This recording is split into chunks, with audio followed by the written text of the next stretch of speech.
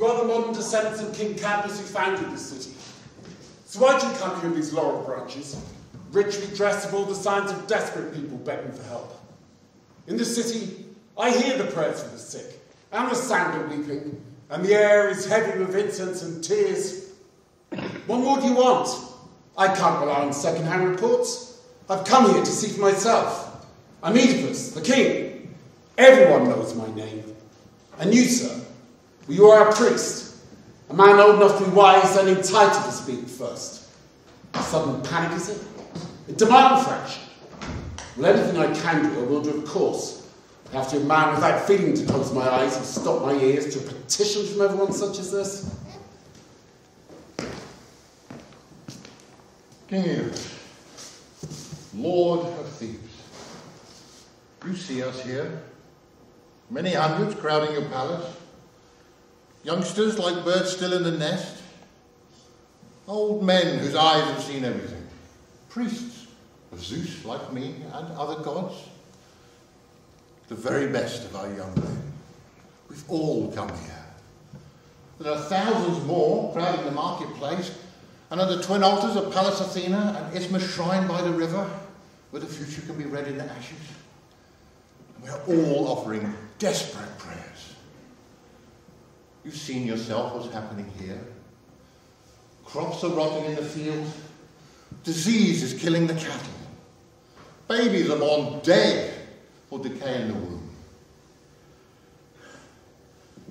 And if that's not enough, some god has sent a plague like a fire demon to scorch our people. The arts Cadmus built will soon be empty, and the underworld is already full of Thebans weeping in the darkness for themselves and their kin. If we choose to come here and beg for your help, it's not because we think you're a god, because we know you are the best of men, and not just in the daily affairs of state, but on those deeper mysteries where the mind of man touches eternity.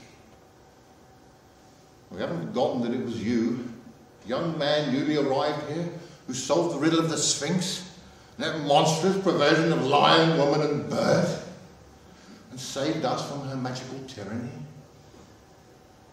We could do nothing to help you then, and I think we all think some god helped you.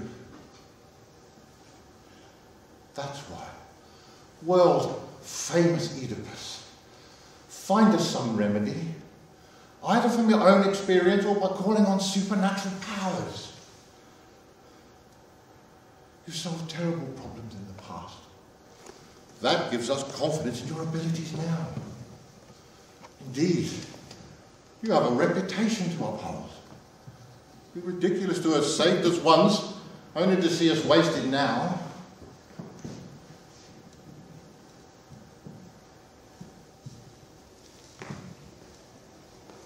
Save us again. Sail under that same lucky star and guide us, as a real prince should, into the harbour of peace and prosperity. Unmanned ship needs no captain. A city that's empty because its people are dead has no further use for a king. My people, believe me when I say I know everything you are suffering. Why you come here, and what you ask of me, I suffer as much, perhaps more than you do. You carry your own personal burdens of sorrow. Well, I carry them too. And my own, and the city's. I've not been sleeping. Like you, my eyes are bloodshot with too frequent tears. I've walked every corridor of the palace, and every secret gallery of my own mind, searching for what best to do. And this much I have done, for I've not been idle. The one thing that seems most sensible.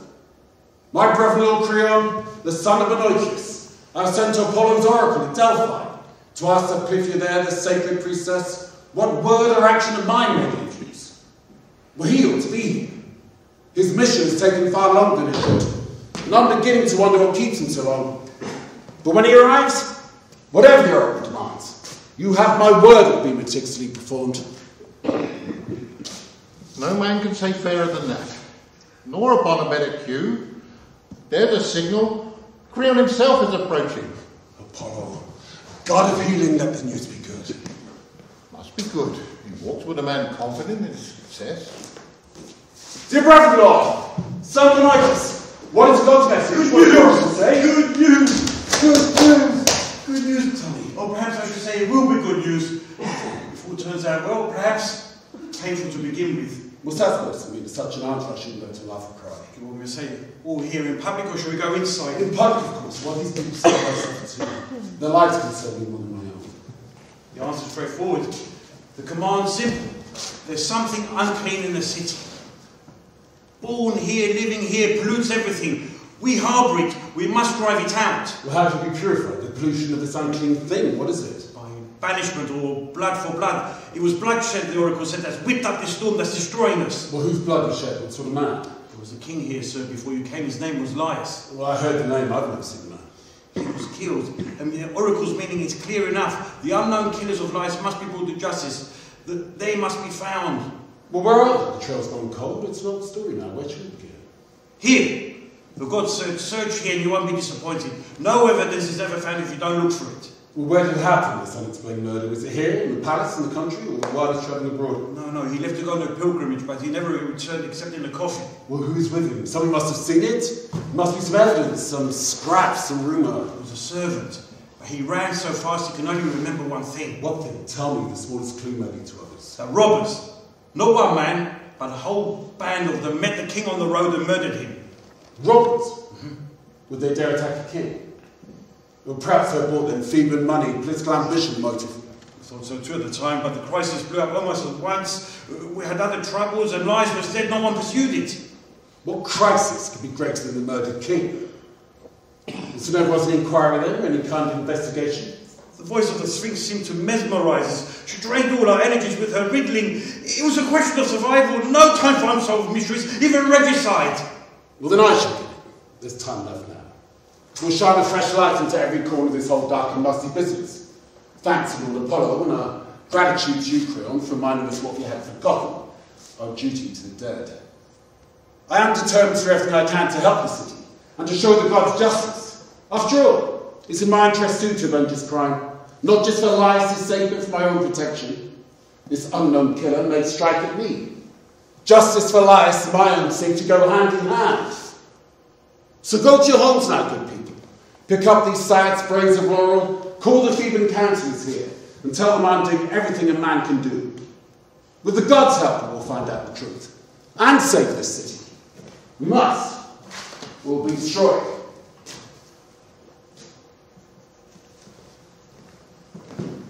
Well now, good people, the king has promised us everything we came to ask for. And with Apollo's help, we may soon be able to rid ourselves of this misery. Let us pray for that.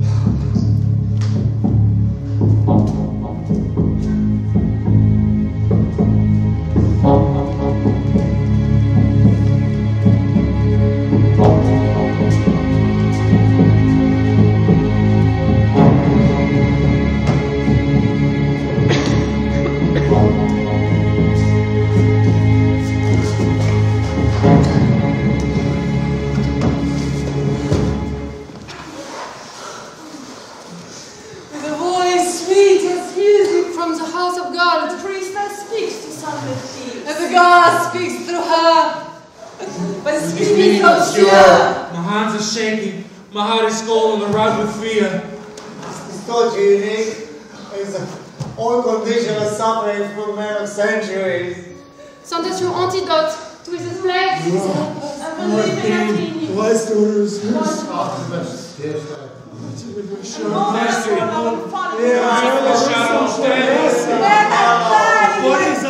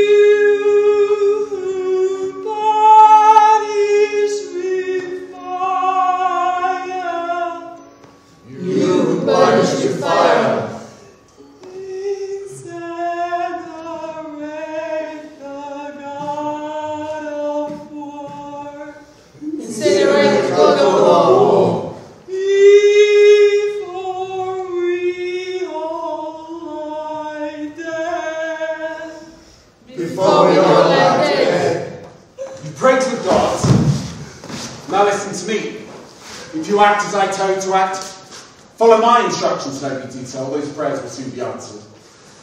I speak as an outsider. I know nothing of this story, the murder or the murderers. So without your help, and with hardly a clue to go on, alone what trail could I follow?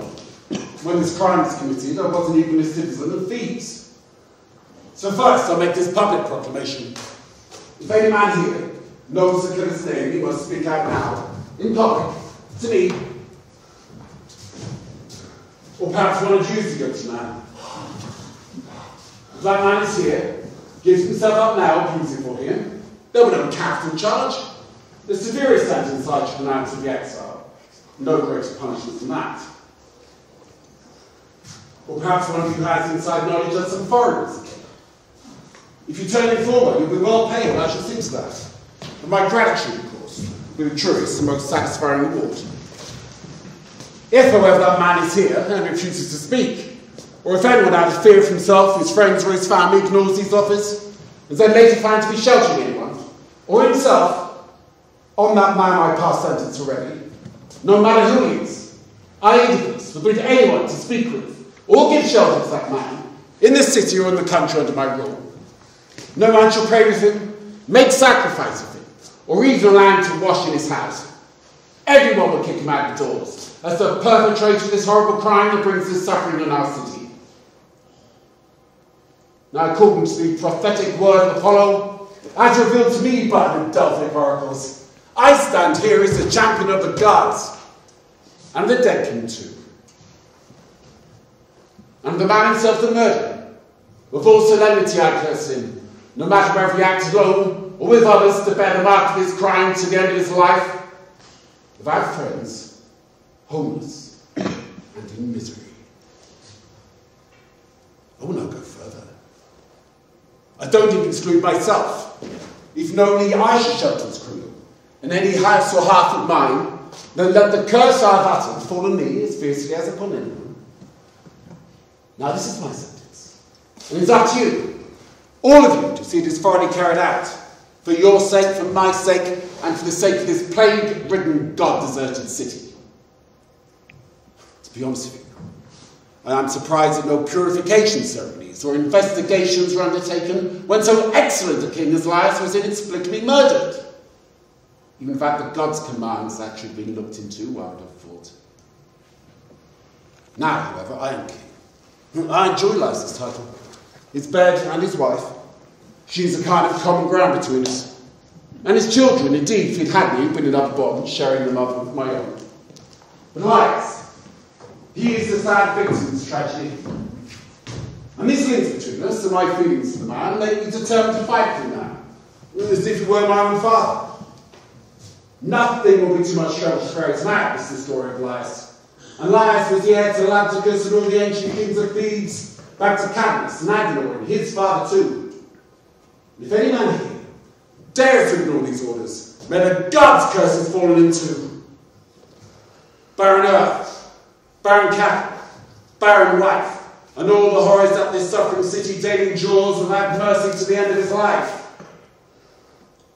But the honest people of Thebes, those of you who follow me in intention and action, well, make justice be ours, and the gods help us today and every day.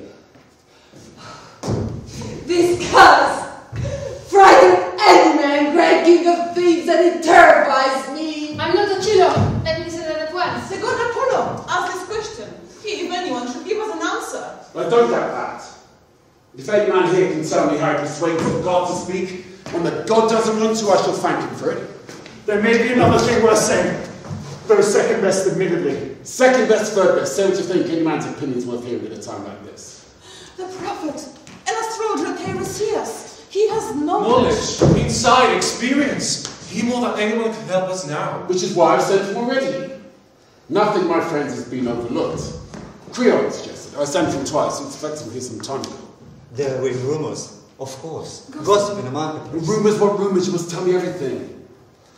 There are travelers. They killed someone on the road. I've heard that already. But when your curse will be made public, someone may come forward, and it will take a brave man to keep silent. No murderer fears words when he has a stomach for murder! Here comes the man that teases out the truth. The blind shaman, Terisius. He sees into the hearts of all things and has solved more mysteries than any living man. Terisius, you have made yourself a master of all the arts of understanding, both mystic symbolism and practicals, the high spiritual truths, the mind's down to earth material realities reveal your promise. You see, stage myself.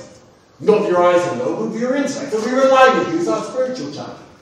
Look, we sent the oracle, you should have heard that already. And the answer to find out the killers of your king, to execute, to banish them, and only then your city be clean. So much true. We need your talents now. We know that the formation of birds in flight, and with many other omens ready to meet the future. So for your sake, for my sake, and for the sake of this city, help us to end this terrible place. A dead man walks in our streets, and he blinds us with his shadow. You're in your hand. A gifted man puts his gifts to better use in the service of his fellow men. Mine is a terrifying gift. What uses wisdom if it only leads to suffering? I knew this before I came and foolishly forgot it. I should have stayed at home. That's right, didn't you? So what's that supposed to mean? Please, let me go. Things will be best that way. You will build your boat and I will build mine. Refuse to answer my question. It's a feed your country of fall here. I've heard your proclamation. It's misconceived. So it's best for me to keep silent. Dear gods! Do you mean you know you won't say? Look! All around you, the whole city are all imploring you to speak.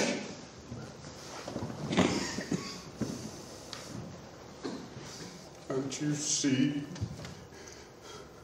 That's because you are all blind to what I can see.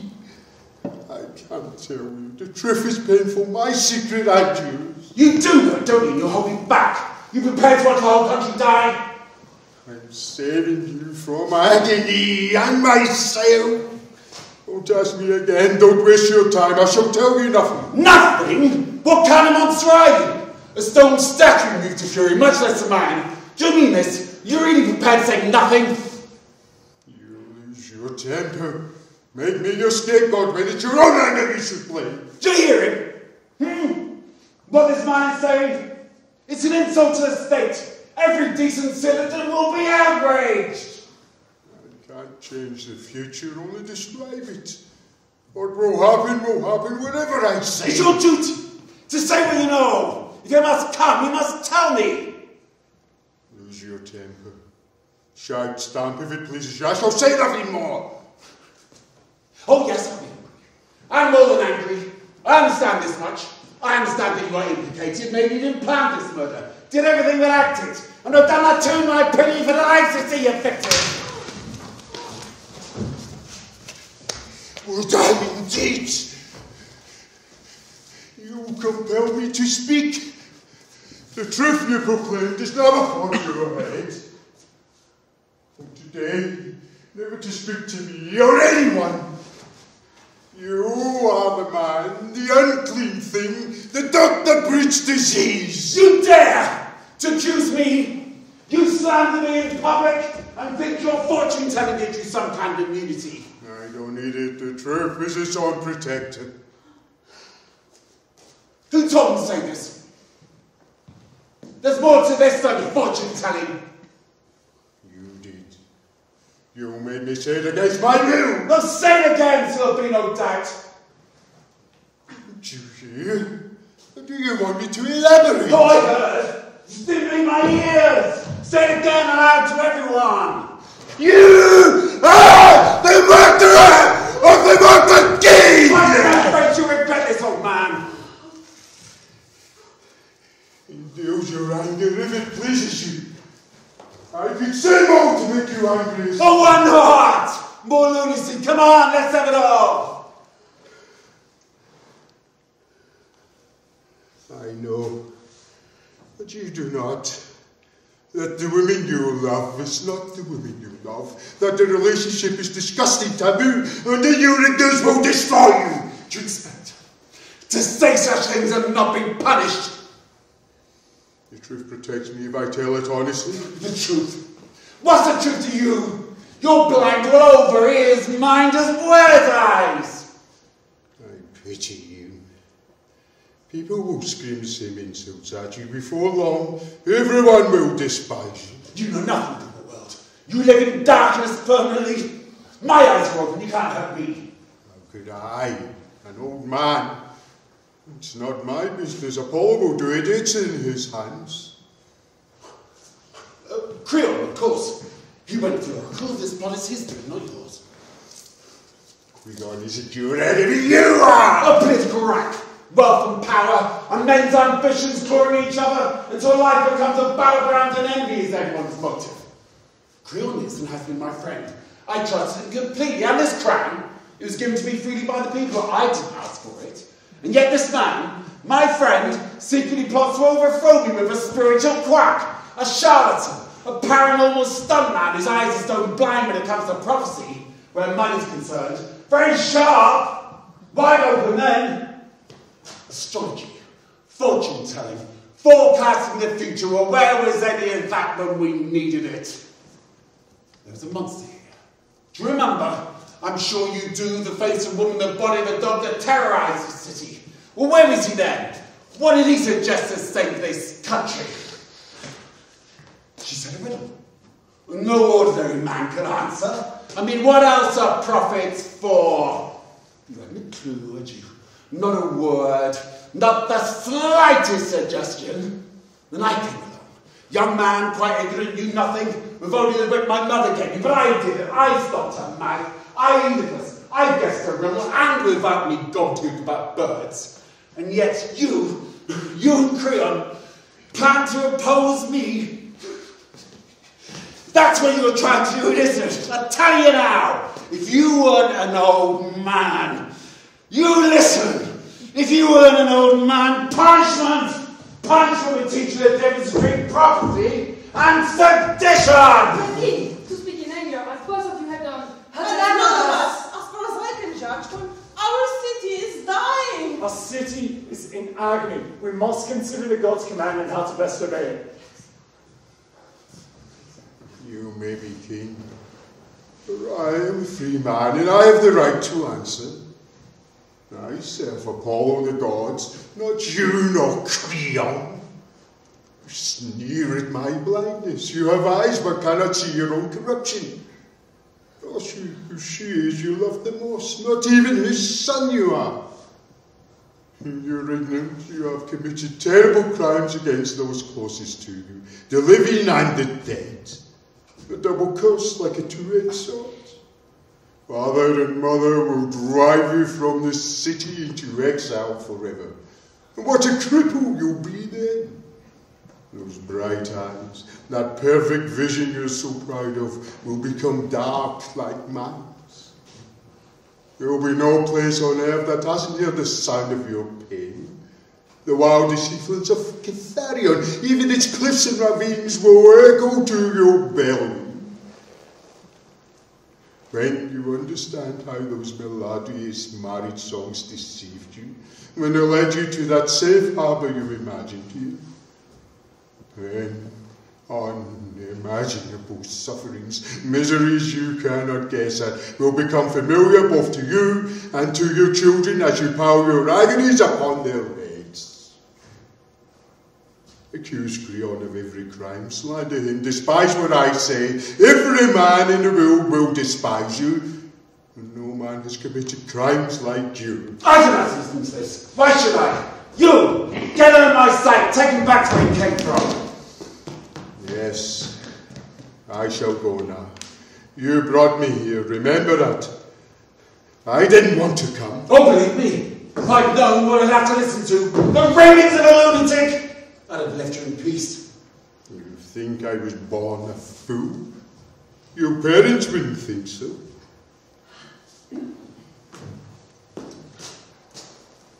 Why this constant harp?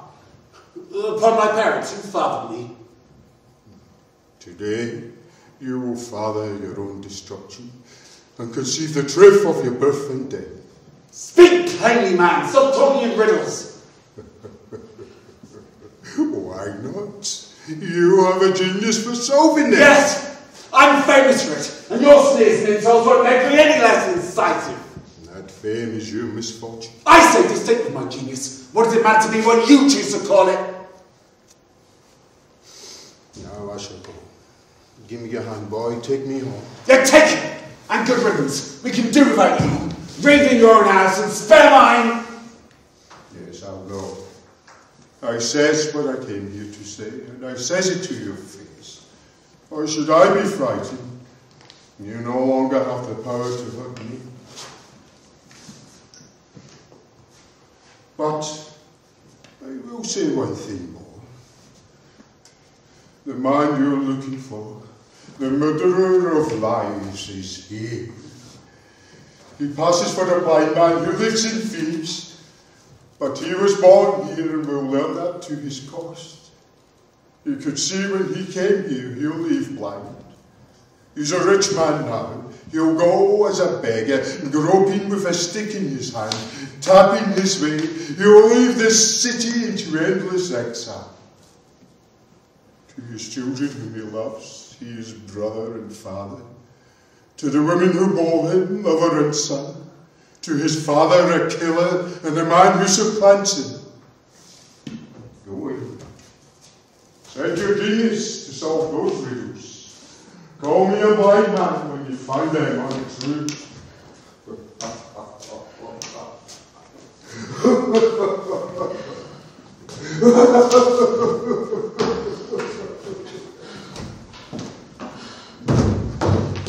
Who's this man? Whose terrible cry? The unearthly voice of Apollo's vessel. Intoned from the rock of Delphi. From the snowbound crest of Parnassus. The word was transmitted to Thebes. We must find this killer! Terisius has spread fear and confusion. Should we believe him or not? For us, Best to keep quiet. I'm like jelly, uncertain. What is happening or what will happen? Has ever been a row between Paul the Sun and the House of Labdacus? None of which I've ever heard. what could be more absurd? No Blicken, widow, Oedipus. Name, no proof. By pinning the son's soul murder upon him. Oedipus saved our state, publicly outwitted the Sphinx. Like gold, he was tested and found true. We must find his guilt proved! Citizens! Citizens! Members of the council! They tell me the king has charged me with subversion. I'm innocent of any such charge. Does he imagine at a time like this, with a city on his knees, I would say or do anything to injure him? I'd rather die than be smeared like that. And it is a smear to be accused of treason before you, my friends and my countrymen. He lost his temper, he made wild accusation. I think he spoke without thought. Did you say the old prophet lied under my instructions? Who gave him that idea? He did say it, but why he said it, or he meant it, is a matter of opinion. Did he speak rationally? Look you in the eye, or has he gone mad? I have more common sense than to make judgments like that on king's actions. Here he comes from the palace, making Sure for here! himself. What did he come for? Time before him, you think skin not come knocking my door again, you plan to murder me and steal my power. You must not be afraid of you, or stupid, or too blind to know it's a conspiracy to overthrow me. And what a conspiracy. You need plenty of men and financial backing to capture Freoua. Revolutions, Creon, are made of men and the money to pay them or buy them. You let me speak, Judge, before you heard my answer, not before. You've always been a brilliant talker, Creon, but talk cuts no ice in me. I've seen the evidence of your actions. Betrayal, sedition. Will you let me speak? I'm saying I like it. Don't protest your innocence. I've been too much. You think this is a sensible way of proceeding? A bonehead refusing to listen? Is this the way you should listen? You think I can allow you to pour Panos revolution? Do nothing about it? Why? Because you're my brother-in-law? Well, you're a fool will allow that. I agree. But there's no revolution. In the palace or anywhere. No conspiracy. What am I supposed to have done? Dimitriou, who advised I sent to that canting prophet? Good advice, and I give it again. Tell me. How long ago? How long did he lie? He lies for the whole follow. He died mysteriously. How long ago was that? Years and years ago. I can hardly remember. And this fortune teller, was he then in the prophesying business? Respected then as now for his skill and integrity. And did he mention my name? Not in my hearing. So there was an inquiry then, or any kind of investigation? There was an inquiry, but it revealed nothing. So why did you not say then what he had to say today? I have no idea. I never said anything unless I'm in full possession of all the facts. Well, one thing you do know, and you'd be wise to tell me. Everything I know I will tell you. I will hold nothing back. You know this, don't you? If I were prompted, the fortune teller never dared to accuse me of the murder of life.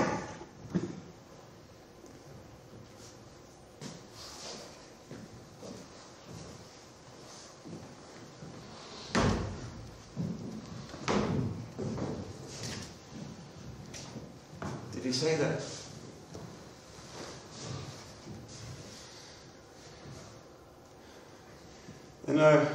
Then only you would know if he's lying or telling you the truth, not I.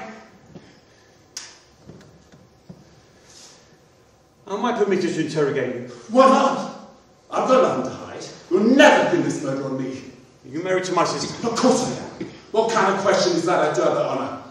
She shares both title and revenue. Of course she does. What's mine is hers. Am I the third partner? Do I have my equal power and responsibility? You've always had it. All the more disgusting of you to conspire against me behind my back. Well, I haven't conspired against you. Ask yourself as I ask myself whether the same man will willingly exchange a quiet life within the ruling family for the wear and tear, the grueling responsibility of government. It's never crossed my mind. I have no ambition to be king in name, or in fact, I live like a king. And sometimes I hope I act like one. That's enough. No sensible man should ask for more. If I had your job, there'd be too many things I would like doing, and no more satisfaction from the kingship itself than I get from royal rank without any royal obligation. I'm not so drunk with the prospect of power as to envy a position that yields no profit. Look at me. Everyone knows me. Everyone loves me. I think if anybody hopes to get your attention first, has to get mine, because my influence guarantees success. Why should I give up such a favourable position? Am I such a fool to break with you in such conditions? As far as to commit treason as a political policy, it has nothing to recommend it. It's not my policy, not even that of any of my friends, not if I know them. If you want proof, send to the priestess at the oracle. Check the messenger I brought. Produce some evidence of conspiracy between the blind man and me. Prove that. Then condemn me to death, out of hand. In those conditions, my verdict will be as merciless as any man's. But to condemn me like this on mere suspicion without any evidence, that I cannot endure. It's unjust to condemn innocent people if mere supposition, unsupported, is the only evidence that you have that you can call bad men, honest and decent, honourable citizens, crooks and villains. Then justice will be done to none of them. A reliable friend is a worthy possession. Throw away friendship and you destroy something living and irreplaceable. The truth of this will emerge in time. Time is the one incorruptible judge. 1 minute is long enough to accuse a man.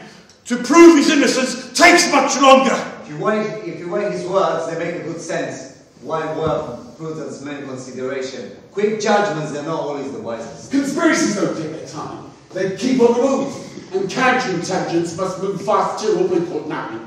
Shall I sit here, do nothing, while he takes power and my own sluggishness destroys me? What do you want from me then, eh? Shall I be banished? Banished? Oh no! I'm already dead! What have I done? Do I just go insane? You still so obstinate, still pretending? Yes, because you don't think it's right. I know you make us lie. What about my... You're a traitor! You're mistaken! You must make decisions! You're wrong decisions! This is my city, not yours! Princess! It is my city as well as yours! Running! The Queen Jocasta is coming from the palace! What is all this shouting? From inside the palace I heard angry voices like a quarrel. Aren't you ashamed? Indulging yourselves in private arguments, squabbling like boys, while the whole city dies all around you. Go inside, my husband, and you two, Creon, go back to your own house before you turn a private row into a public spectacle. Sister,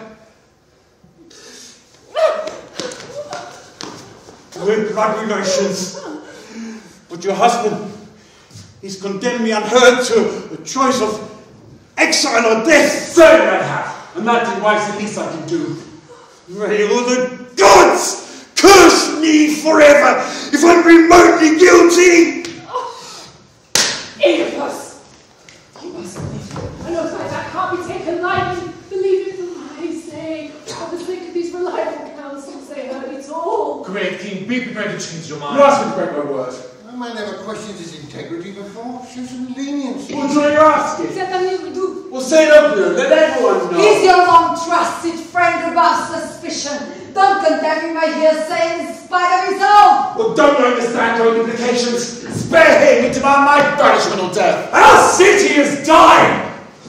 What greater blow would fall upon us in our misery than anger and hatred between you two? Then let him go. Eden's my death, exile, and disgrace is the price of your mercy. Your voice buys his pardon, not his, and wherever he hides his face, let my back-breaking hatred be his burden! Your apologies as graceless as your anger's insane. An unforgiving nature breeds misery in its own heart, not that in it is in its enemies. Leave me in peace, I wouldn't die. Oh, I'll go. But they respect my integrity. Misjudged only by you. What caused this quarrel? Garrett? Take the king inside. Speak to him in private. Rumors were mentioned. Unfounded accusations. Unjust accusations. Both men were at fault then. Yes, they were. Well, tell me all the details, you can speak without fear. We have troubles enough best to keep silent. Let sleeping dogs lie. Your intention, your advice, is pregnant of disaster. All the guilt falls on me. Great King, we will be stark mad to cast you out without any proof. We need your help and guidance. You are our captain. In rough weather, come. Please tell me, what harm can Creon have done to provoke such fury so suddenly? I am worthy of your trust. These counsels mean more. They unite me far more. But it's Creon. I'm sick and disgusted with Sloth's conspiracy. What conspiracy, and why do you accuse my brother? He says I'm responsible for Elias's murder. Well, has he any evidence, or is it his? He says nothing himself. That crap fortune teller speaks for him with bad talk and prophecy. And is that all? Oh, set your mind at rest. No one can predict the future. Well, I know what I'm talking about from personal experience. I have proof. When Laius was alive, an oracle told him, I won't say the gods spoke, but his mouthpiece did, that he would be killed by his own son, our own child, but it didn't happen. Laius was killed by persons unknown, foreign robbers, according to the story, at a place where 3 roads meet. As for the child, it was abandoned on a deserted mountain before it was 3 days old by his servants. To make doubly sure, its ankles were pierced and strapped together with leather thongs. So that prediction didn't come true. In spite of Apollo, that prophecy of parricide wasn't fulfilled.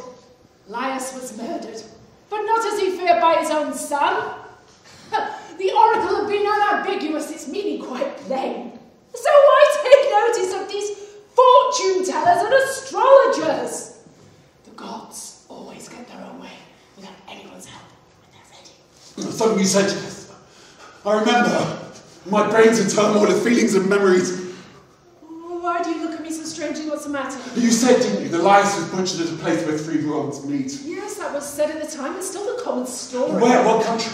At a place in Focus, at the junction where the road from Thebes forks to Dalai and Delphi. When did all this happen? Well, you hadn't arrived. The news became public a short while before you became king. Oh, Zeus. What will you do to me? Oedipus. Oedipus, you look terrified. What did I say? Not yet! Don't ask me yet! How was Leigh? What kind of man was he? A big man, hair greying about your build. Dear God. Without knowing I would have damned myself just a moment ago. Oh, don't look at me like that. What do you mean? Well, maybe Terisius could see after all. Terrifying, but possible. Tell me one more thing. Why are you frightening me? I will tell you everything. Who was with the king? Was he travelling with few attendants, or was he travelling in state with servants and armed men? Well, 5 men all told. One of them, a herald, Leigh himself rode in a carriage. Nothing to be clearer than that. Every detail. Where'd you get this information? There was one, a survivor, a servant. Eventually he got back to Thebes. Was he still here now? No, he isn't.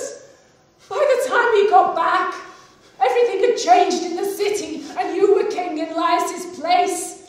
When he saw how things were, he came to me and begged me on his knees to let him go away to the country to become a shepherd. He said he wanted done with Thebes, out of sight, out of mind. So I let him go. Well, he was a good servant and deserved better than Well, I must see him here once a day. Can we find him? Yes, but why are you so anxious? I'm scared of what I've done, what I'm doing, what he's said far too much. I must speak to the shepherd and ask him some questions. We'll send for him, but why are you so worried? You must tell me. I do have a right to know. The truth, this is what I think it is. No one has a greater right to know than you. I'll tell you the whole story.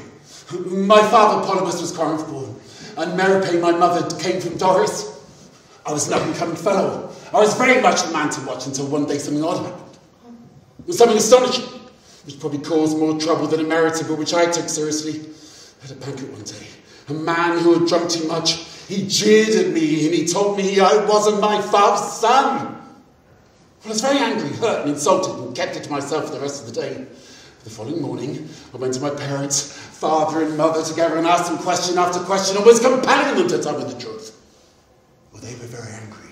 Did anyone dare say such a thing, and they put my mind at rest as best they could. But a thing like that, it gets under your skin. I couldn't forget it, and the story went round a great deal as these things do. So without telling my parents, I went to the oracle at Delphi. I got no answer to my question, but a torrent of horrors and miseries instead. That I should somehow marry my own mother, father children her, conceived incestuously, and become a public outcast for it, notorious throughout the world. If that was enough, I'd kill my own father. So what could I do? Well, I ran as fast and as far away that's my distance, and that's what big the city by the position of the stars. That dreadful prophecy cannot possibly come true.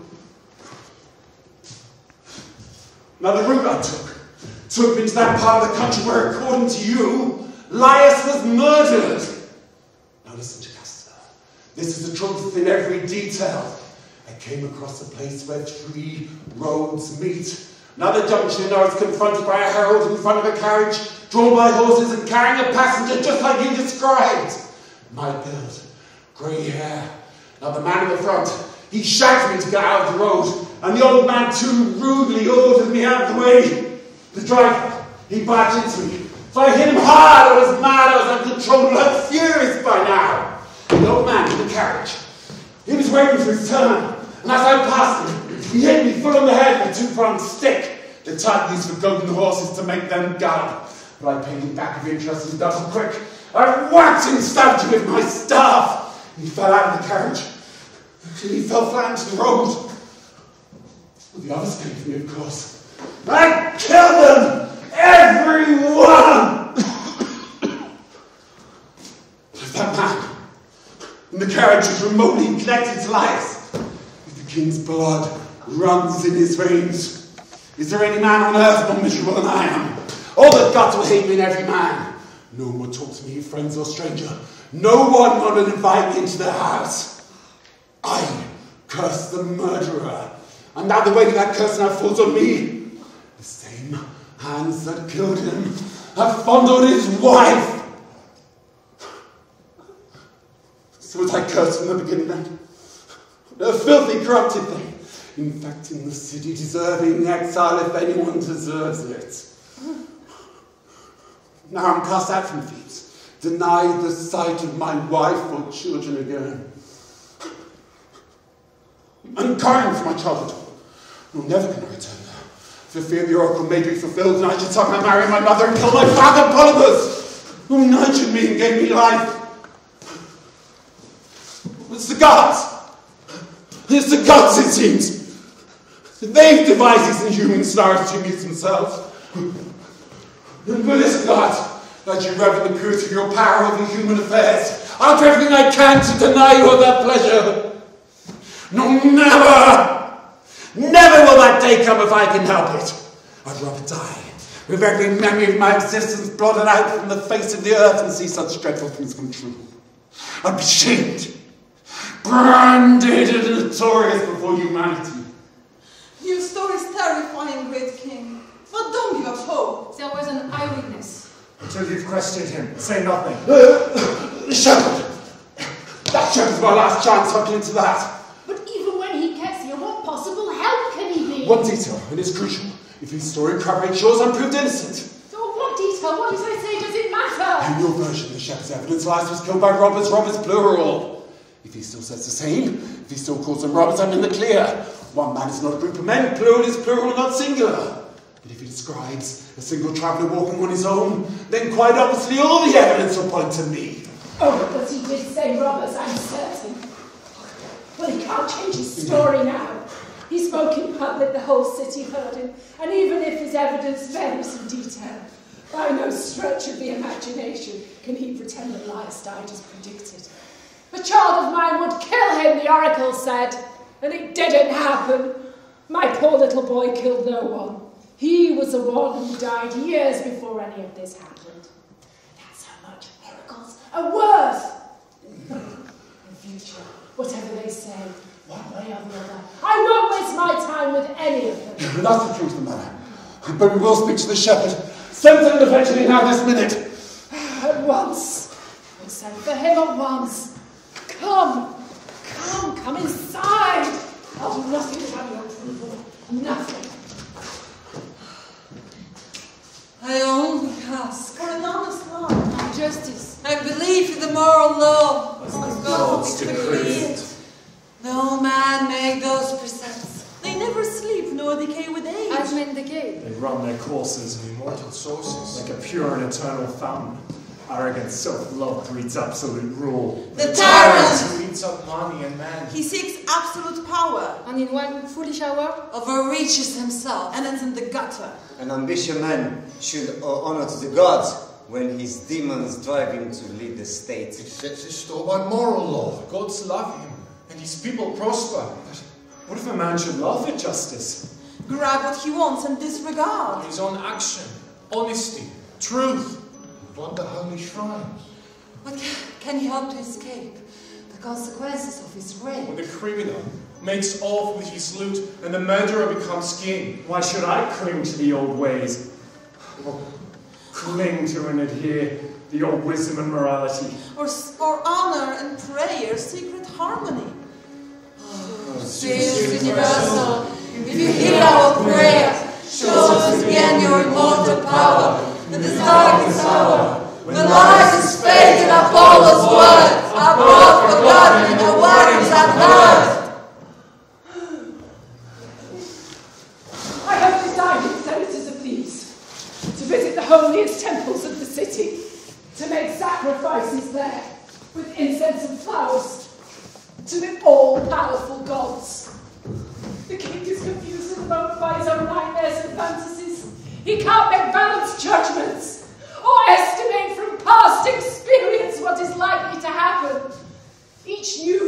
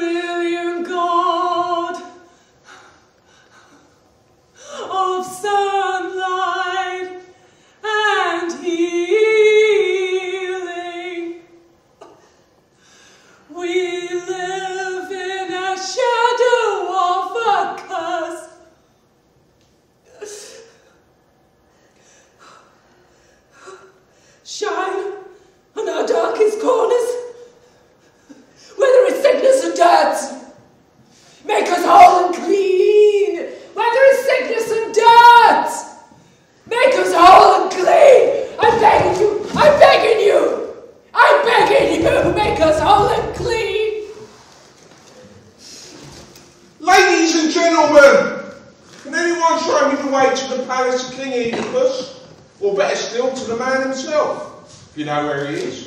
This is the palace. The king is inside it. This lady is his wife, the mother of his children. God bless her then, and all her family, bearing children to such a great man. God bless you too, sir. Well, thank you for such a courteous greeting.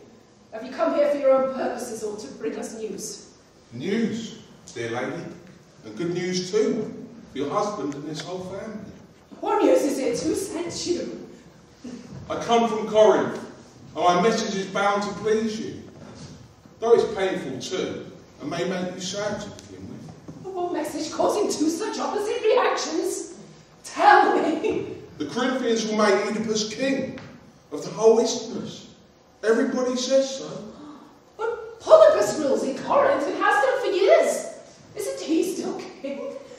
Polypus is dead, my dear lady, and buried.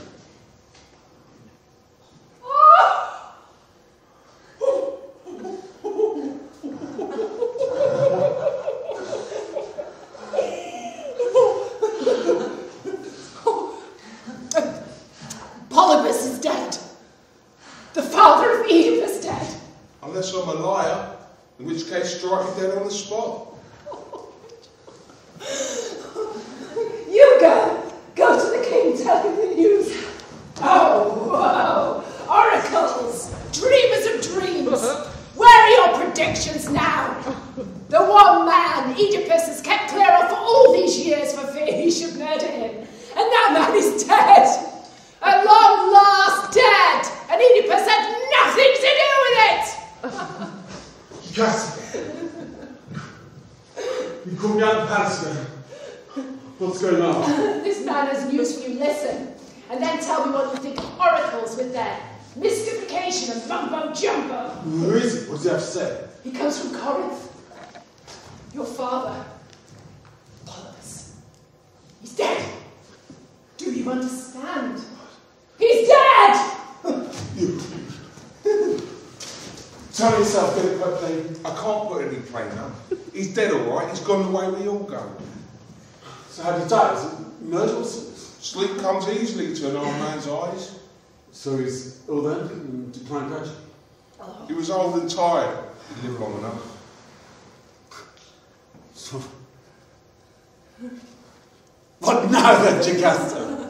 That priestess at Delphi, an oracle, a whole sky full of screaming birds prophesizing ruin, that I'd be the man that'd kill my father, and my sword has never left its scabbard.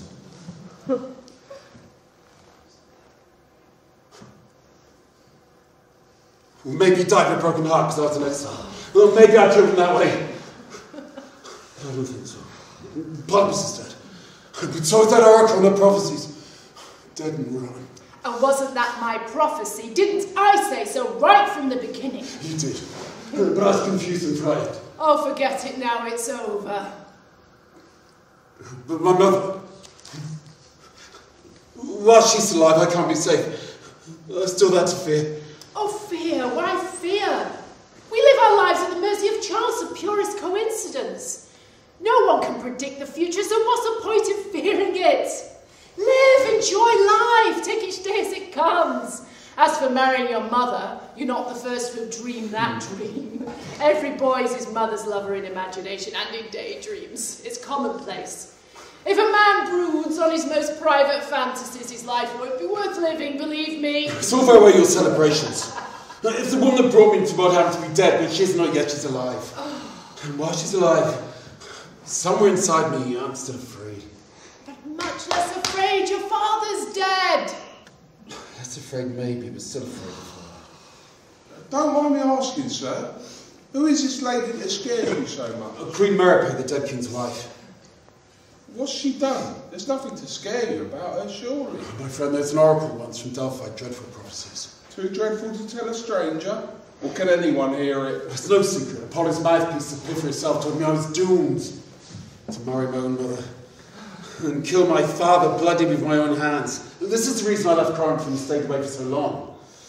But I prospered, as you can see abroad. But nothing will compensate for the loss of my parents' love or the pleasure tonight of seeing them face to face. And that's the fear that's kept you in exile. No other reason. Of course it is. I was determined not to kill my father. Well, I came to do you one good turn, and now I can do you another. Whatever, if you know more than my gratitude. That was partly my motive in coming, and to do myself a good turn later when you come back home. Home? You mean Corinth? I'll never return there. I'll never see either my parents again. Dear young fellow, you got it all wrong. For God's sake, man, tell me everything you know. This fear that stops you coming home. The fear that God's prediction should come true. Is it all about your parents and the crime you're doing? Well, of course it is. From the very first moment that fear's never left me. Pointless. Quite without basis. I don't understand you. You found their son. Who says you're their son? Polybus wasn't your father. What are you saying? Polybus wasn't my father. No more your father than I am. Just the same relationship, in fact. Just the same relationship? You and my father? How's that even possible? It's possible because Polybus wasn't your father, and neither am I. Then why did he call me his son? I gave you to him as a present. Gave him? He loved me like a son. No father could have done more. He had no children, he wanted a child. So what was it then? Foundling, slave child, bought somewhere? Not a bit of it. You were found on a mountain, in a hollow, under some trees up there on Caphiron. What were you doing up there? Looking after sheep. That was my job. What were you? Journeyman shepherd, taking whatever work came? Not a bit of it. How have you got that wrong, son? That was my job, and good job for you that I was, because I saved your life, son. What do you mean? What are you saying? I was in danger and pain? Pain. Look at your ankles. What's that got to do with it? It's an old weakness I had since a child. I know you have. Ankles are drilled through and tied together. I cut you free. Well, that's probably true. I saw the scars I had as a boy. How else did you get your name, Oedipus? Swollen foot. That's what it means, doesn't it? To God. Who would do that to their own child? My father, my mother? Don't ask me that. Ask the other chap. The one who gave you to me. What are you saying? You didn't find me yourself? I didn't. There was another shepherd. Well, who is it? Could you identify him? He was always thought to be one of Laius' men. Laius? Laius was the king here before. That's right. King Laius. He asked me to look after you. Well, is he still alive? Where is he? Ask your own people, don't you? This shepherd would come. Do any of you know him? Have you seen him here in the city or in the country?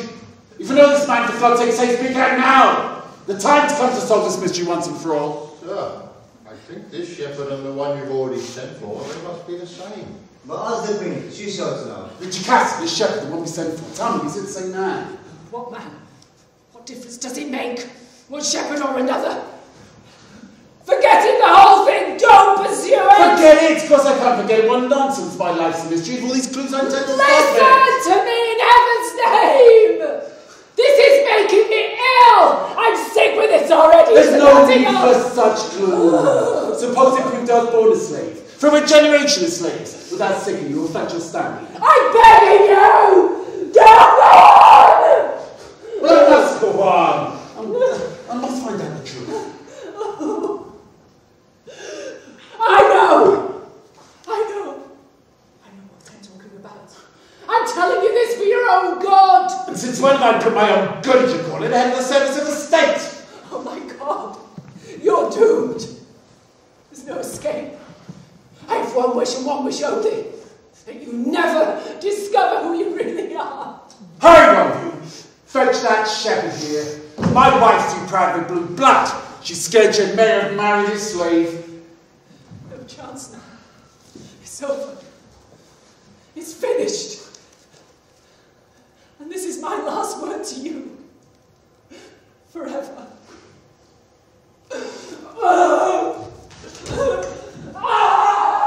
Why has the queen left us so suddenly? Why has she become so emotional? I don't like it.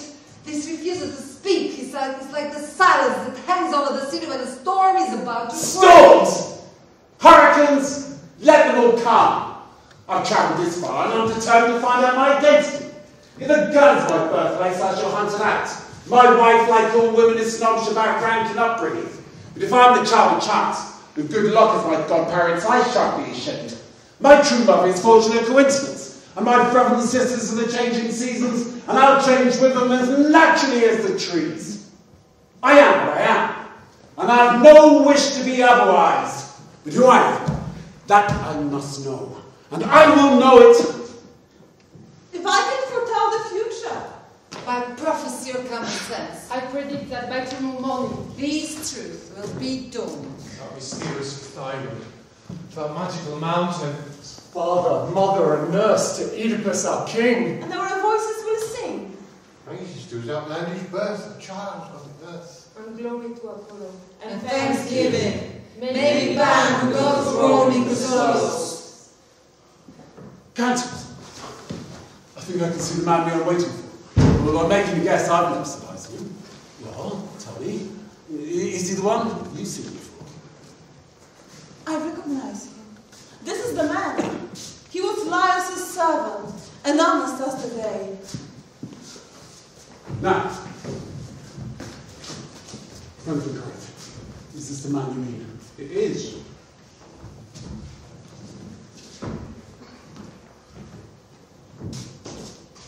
You old shepherd. Look me in the eyes. Answer my questions. Did you work for King Laius? Yes, sir, I did. I was born and bred in this service, not born in the market. And what's your job? How are you employed? Most of my life, sir, been a shepherd. And where? And what part of the country did you usually work? In Qatar and mostly all around there. And this man, do you recognise him? What man do you mean, sir? How would I know him? This man. Have you had any dealings with him you can remember? I can't say. Not just this minute. I can't remember. Of course, he's forgotten. But I'll soon remind him. The days when the two of us were neighbours, up there on Kafira. He had 2 flocks, and I had 1. 3 seasons altogether we were up there, the 2 of us, from spring right through to autumn. Then I took my lot down to Corinth, and he took his lot down to Thebes, to Laius' place. Now, is that true, or isn't it? Well, true enough. It's a long time ago.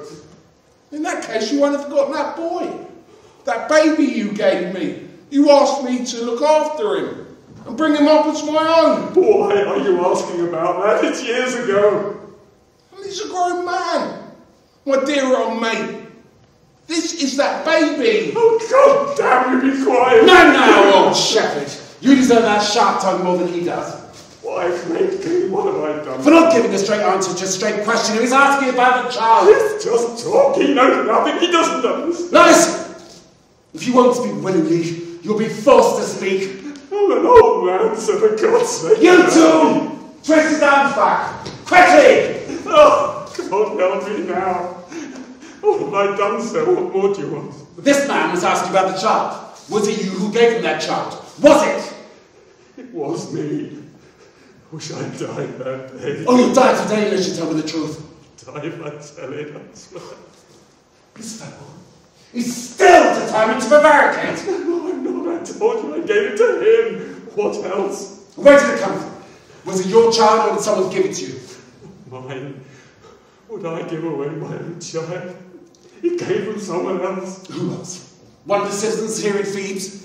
Tell me, what kind of house did the baby come from? Oh, the God, sir, I beg you don't ask me. I am asking. If I must ask again, you're as good as dead. Well, it was born in Laius' house. Slave?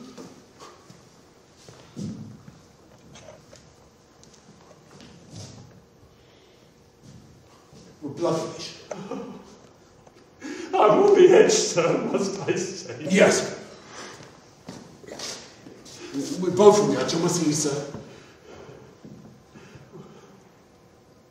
They did say that the child was his. But the queen in the palace would tell you. Do you mean she gave it to you? Yes, sir, she did. For what purpose? To kill it, sir. Poor child? Yes, sir, there was some prophecy. What prophecy? There was talk. There was talk that the boy would kill his father.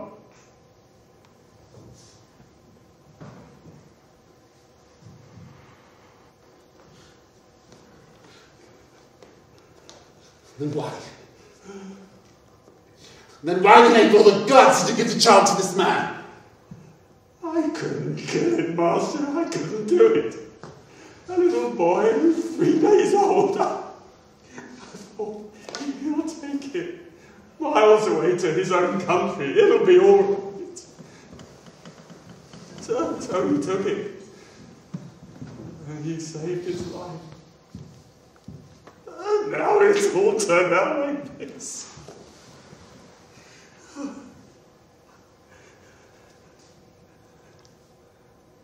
If you are that man, sir, the boy my friend took to Corinth, you were marked out for suffering from the day you were born.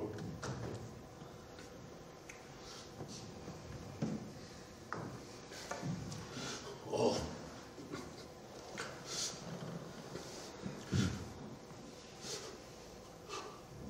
All of it. It all came true. Every single word! I know it all now.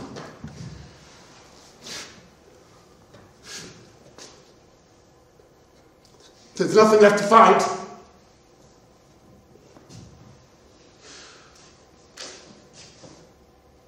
So let the light come. The daylight has no mercy. It's mud. So clearly. My conception a crime. My marriage a crime. And that murder. Committed by my own father! I see it all now. Where is she? Where is she? You! Give me a sword! I said, give me a sword!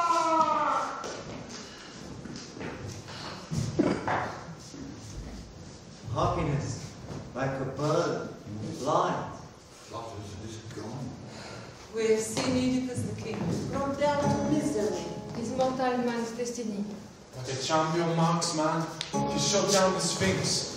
The day he was king, we sang of rule. How can anyone endure such merciless agony? Oedipus, war famous king, when you sucked and fondled at the same breast. Time is an all-seeing eye. Son of the dead king. Why did you ever come here? Why speak of the city? If you have any love in your hearts for the royal family of Thebes, those descendants of House Labdicus, you cannot hold back your tears. Not when you hear what I have to tell you, and see for yourselves the terrible scene in the palace. In there, things have been done. Horrific things. With such cruelty, such self-mutilation, that all the rivers of Thebes could not wash away the blood, and the stain on the royal family should be everlasting. Haven't we heard and suffered enough? What more is there to say? What more is there to say? The queen is dead! Dead? How can she be dead? Woman! You haven't seen it. Count yourselves lucky. I shall never be able to forget it. Oh, that scene, that image will always be with me now.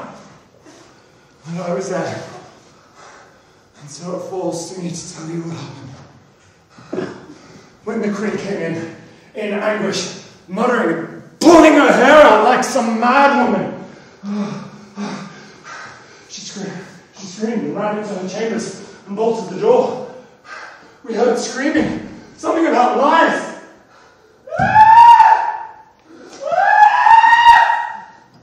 Her first husband, who's been dead for years now, and the night they would have conceived the misbegotten children who would kill his father. Then it became confused. She screamed and beat upon the bed where she had conceived. Husband to a husband, children to a child. I heard all of it. Her actual death. Her actual death was behind the locked door. And then Oedipus came in, raving up and down the hall, howling for his sword. Where is she? Where is she? Somebody give me a sword! Give me your sword! So that all our eyes were fixed upon him. We all forgot what she was doing. That wife and mother, he shouted! Her fertile belly! Twice it's been harvested! Me and my children! And then suddenly he made for the door. So some premonition told him that she was there. Beat, kicked, shoulder charged the door until the bolts and the hinges collapsed. And then he stumbled into the room. That's when I saw her. Struck up. Swinging slightly like some demented pendulum. She hung herself. The king ran to her, untied the noose, and lowered her gently down to the bed, all the while moaning like some wounded animal.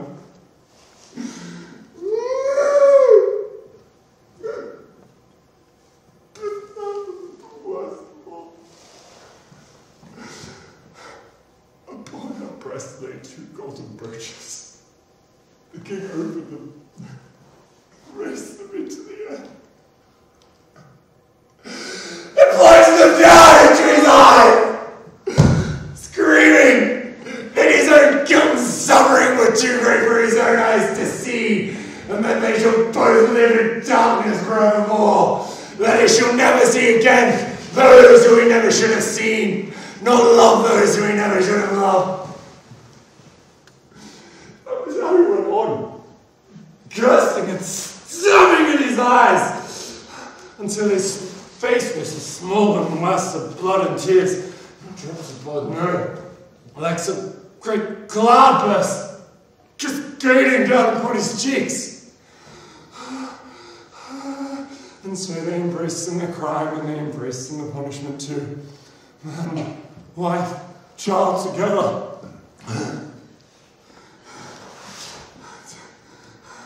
To think they were happy on it. Beloved by all of Thebes, considered to be fortunate.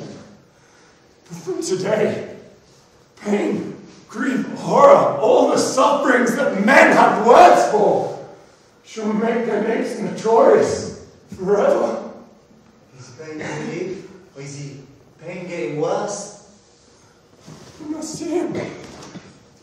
He's screaming, demanding that we drag him through the streets, so that all of these may see the father killer and the mother. I shan't say that word in public. He is exiled by his own decree. He must not be allowed to stay long enough to bring the curse down upon his own family. He is in pain. Half his strength is gone. He's blind. He can't see. He'll need a guide.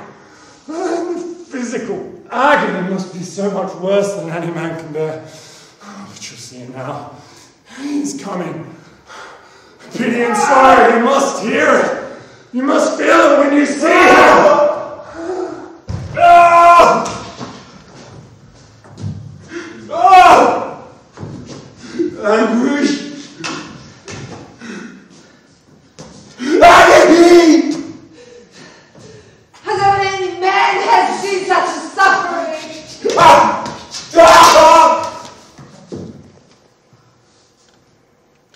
Pity! Sour! I can't see where my legs are taking me! Is that my voice? floating like a ghost in front of my face.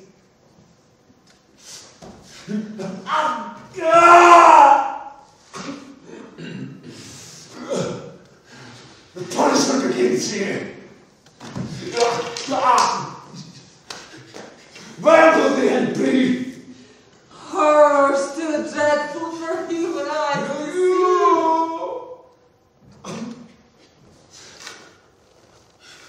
Oh, dark! Oh, dark now! This nightmare's blackness surrounds me! I'll never see daylight again!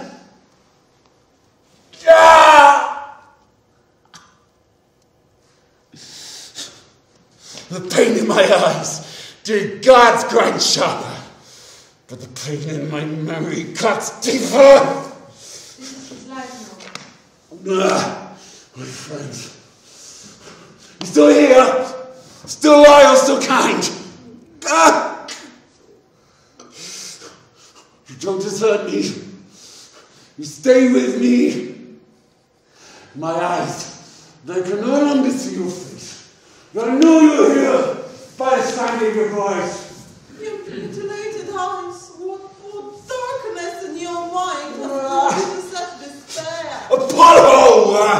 Apollo God, my friend! His power deterred my agony, though my eyes were blinded by my own hands.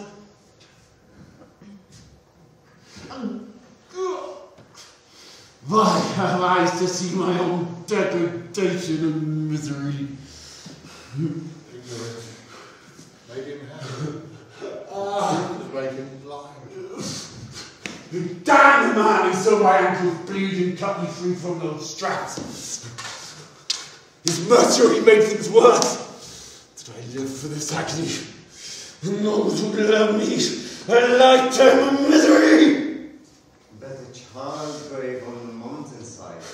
Now my name should be forever known. Father killer, mother's lover, husband and child. Father and brother, born to cause misery and to suffer. Will there ever be any horror or shame? Not synonymous with Oedipus his name. You bring exile and punishment at your own head by this action. Every man, my damn no knower. No. You must never say that! What is your time for the best? You must never tell me you're wise. If I lie to my head, I look at my father in the face and I meet him in the underworld. My mother. Will death be enough punishment for the horror that I've done to her? And my children, whom I love, what pleasure to see their faces again conceived as they were conceived. These are a father's eyes. What would they see if I had eyes in my head? I could still see the palaces and the temples, but my own knowledge, my own insane determination, denied the slayer of lives. The unclean thing, the omen curse and the gods abhor. I mean myself. If I had eyes in my head, how could I look at anybody? Even the fevered people in the streets. My youth, this here. If I'd known a way of blocking off these receivers from every sound the world made, I'd have done that too with no regret. Making a prison cell of my own mind in solitary confinement from the world. No sight or sound of these words could touch me there. Now that would be peace. When those wastelands of Confinement, who like a nurse cradled me and kept me alive for this! Trees, gullies, naked rocks, you kept me alive to parade in front of the world that well-kept secret of who my father was and who my mother.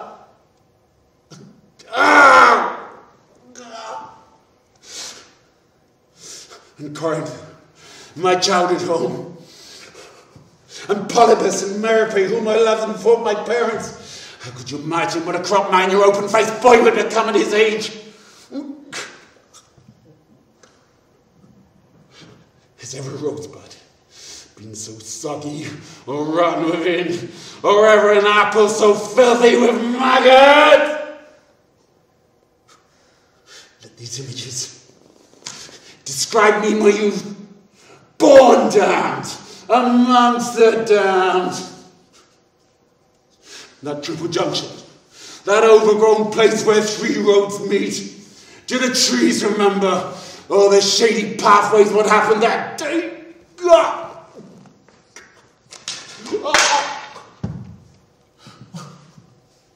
Whose blood is spilled? My father's, my own. What did you think that was that day?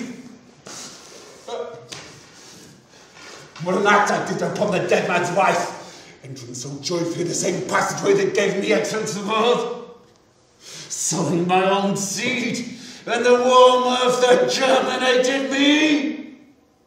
The marital monster! Father, brother, son, child, all confused, or horribly mingled liaison too filthy to give a name to. Too corrupt to anything. Remember them beloved! So no more! No more! That you never been done to never be spoken of! That Tenori, for God's sake! Hide me, drown me, and bury my body under the floor of the ocean!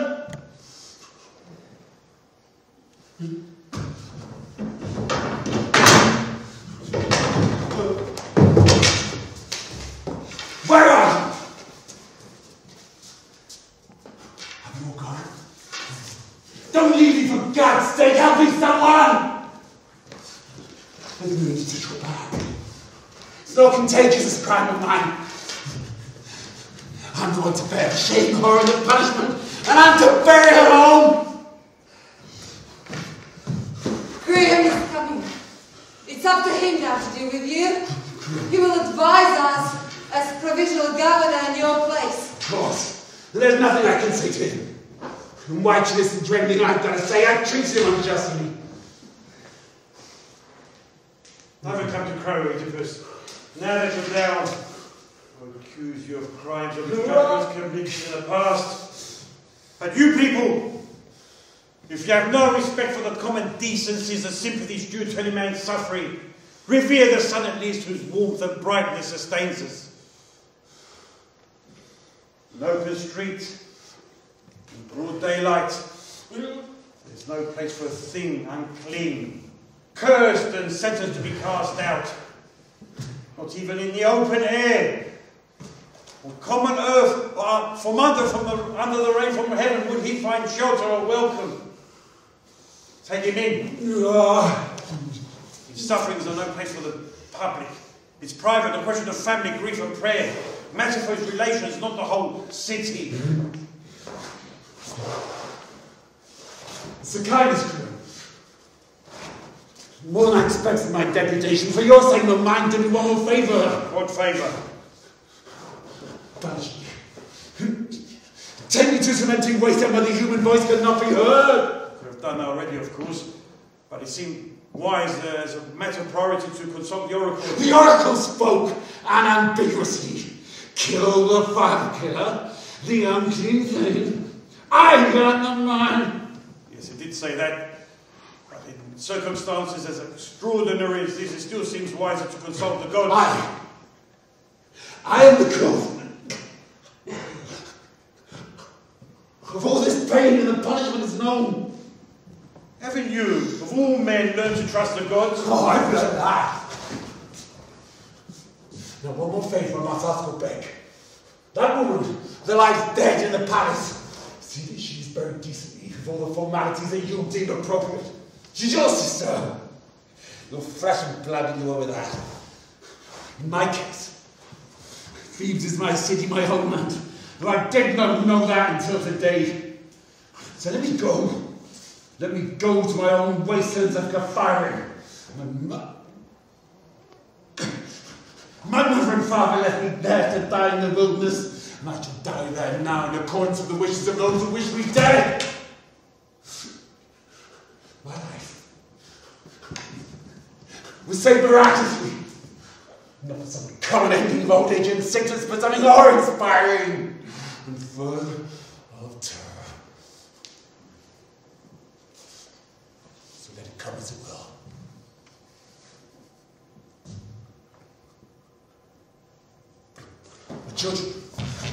My children, Creon, the boys, Polynices and Eteocles, they're needy men now who graft themselves wherever they are. But the girls, they're very small, still babies yet. They have never so much as shared me away from the father. So if I could, just once more hold them and share my tears with them. Kindness and generosity could do no more. Grasping my hands, remembering, and imagining I still had time to see them one more time before I go.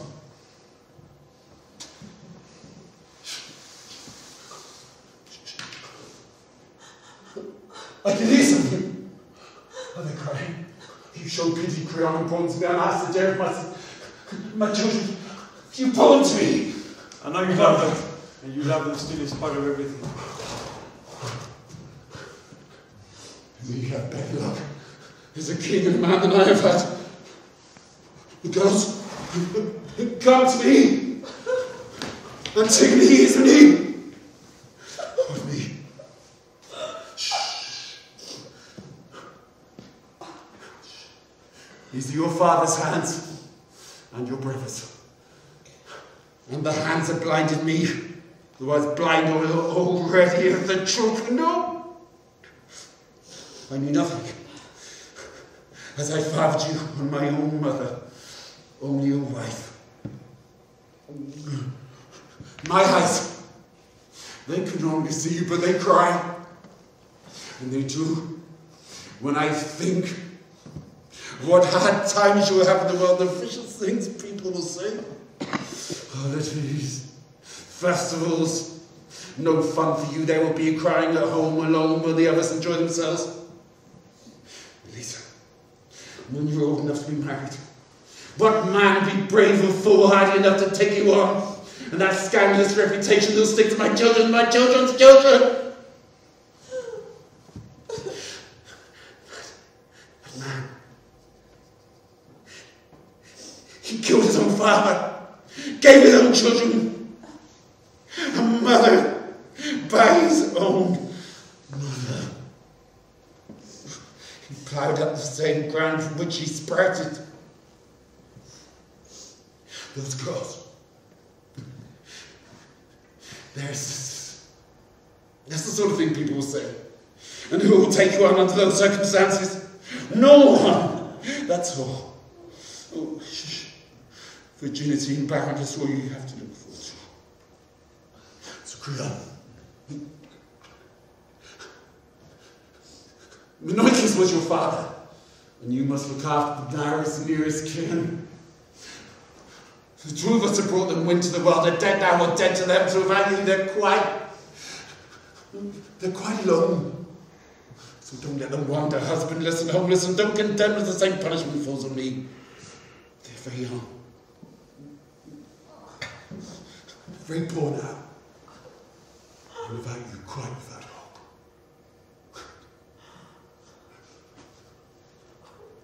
So promise me. And take my hand upon the promise.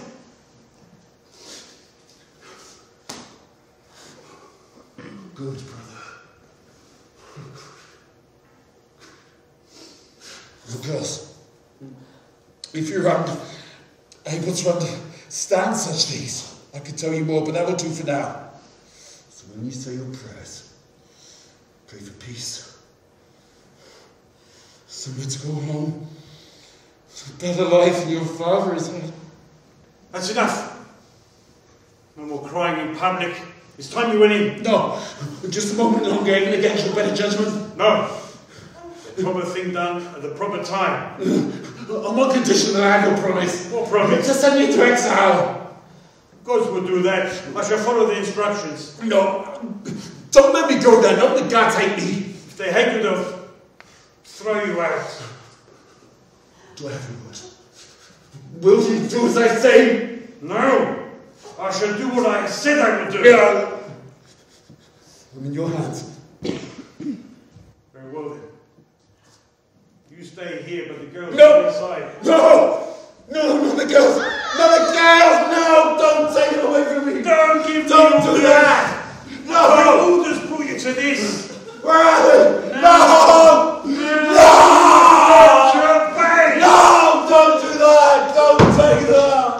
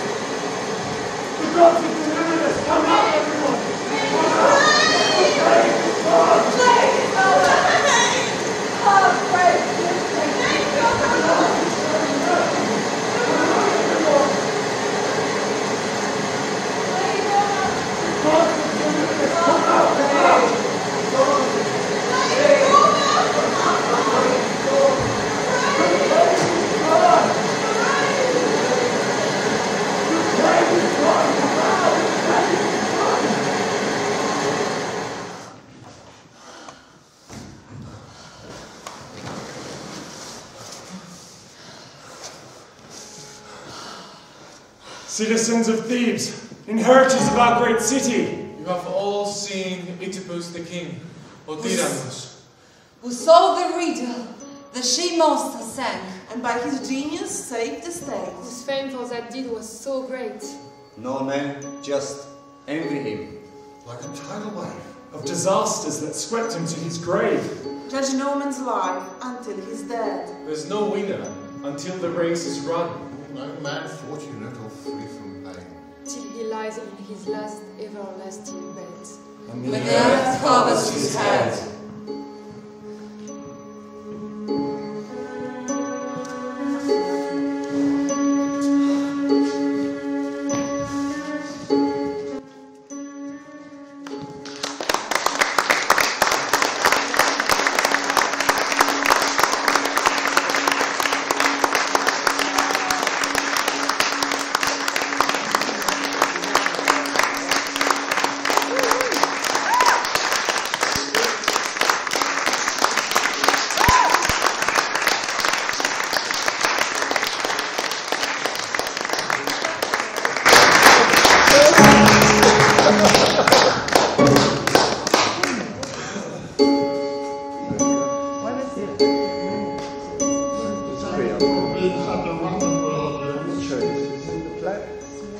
Sophocles wrote this play 2,500 years ago to warn the humankind against charismatic leaders the like of Oedipus, and yet human race has not learned that lesson. We still have people like Erdogan, like Trump, like Boris Johnson, the charismatic leaders who are ambitious, megalomaniac, hubris, arrogance. We must stop that. That is the voice of Sophocles, and he brought this tonight here to you. Thank you for coming.